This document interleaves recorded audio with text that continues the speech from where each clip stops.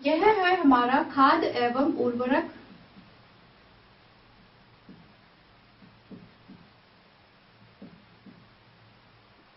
उर्वरक मिलाना, जिसमें सबसे पहले हमने समझा था कि खाद और उर्वरक मिलाने में मिट्टी के क्या कार्य होते हैं।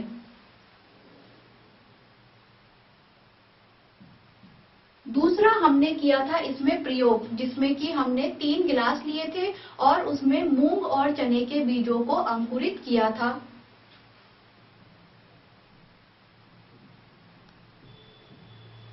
तीसरा इसमें हमारा बिंदु था फसल चक्रण, यानी कि फसलों को एकांतर क्रम में एक के बाद एक बोना।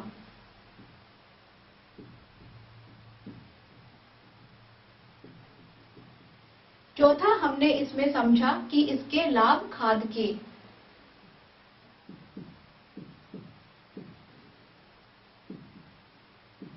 और पांचवा हमने इसमें समझा खाद और उर्वरक में अंतर।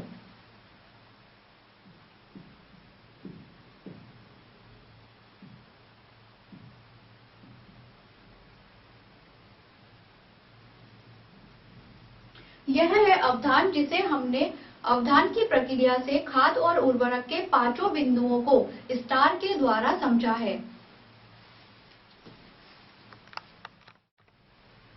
कि इसमें फसल के उत्पादन में हमने देखा, सबसे पहले हमने मिट्टी की तैयारी की, उसके बाद में उस मिट्टी में हमने बीजों को डाला और तीसरे नंबर पर हमने किया उसमें खाद और उर्वरक को मिलाया। चौथा नंबर आता है इसमें सिंचाई का। सिंचाई से मतलब होता है कि फसलों को जल देना, यानी कि आवश्यकता के अनुसार फसलों को एक समय पर उस समय की आवश्यकता अनुसार उसे जल देना।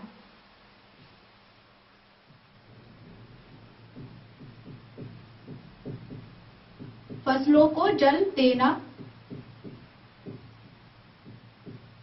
सिंचाई कहलाता है। अब जल के बारे में समझते हैं कि जल के क्या लाभ होते हैं। तो जल, सबसे पहले पादपों में 90% जल उपस्थित होता है।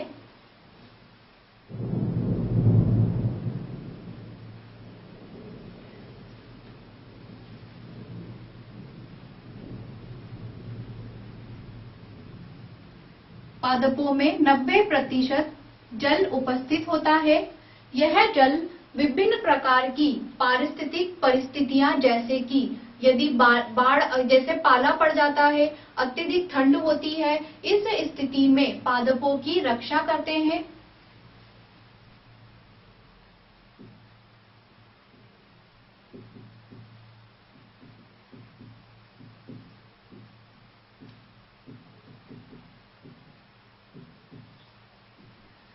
जल के द्वारा विभिन्न प्रकार के कार्य, जैसे कि जल के फल, फूल, बीज आदि की वृद्धि के लिए आवश्यक होता है।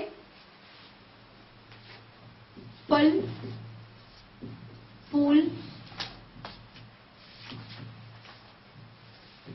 बीज आदि की वृद्धि के लिए आवश्यक।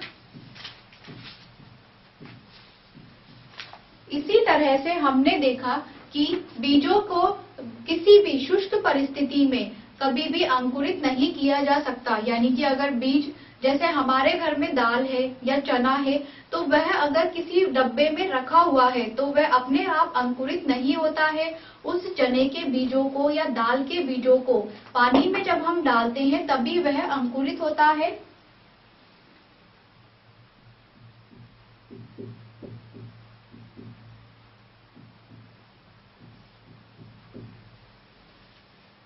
इस तरह से जल के विभिन्न कार्य होते हैं। अब हम इसमें समझते हैं कि सिंचाई फसलों, ऋतु और मिट्टी के ऊपर डिपेंड करती है, निर्भर करती है।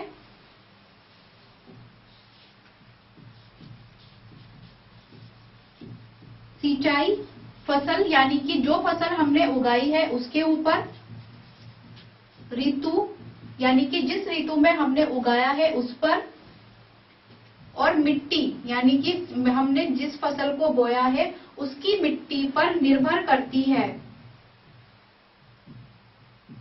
और जल देने की बारंबारता, यानी कि जल, अगर फसल हमने ऐसी बोई है, जैसे चावल अगर हमने बोया है तो चावल को अधिक जल की आवश्यकता होगी, इसी प्रकार से ऋतु, यानी कि यदि हमने गर्मी में बोया है तो गर्मी में क्या होता है, वाष्पन की दर अधिक होती है, पानी जल्दी सूखता है। तो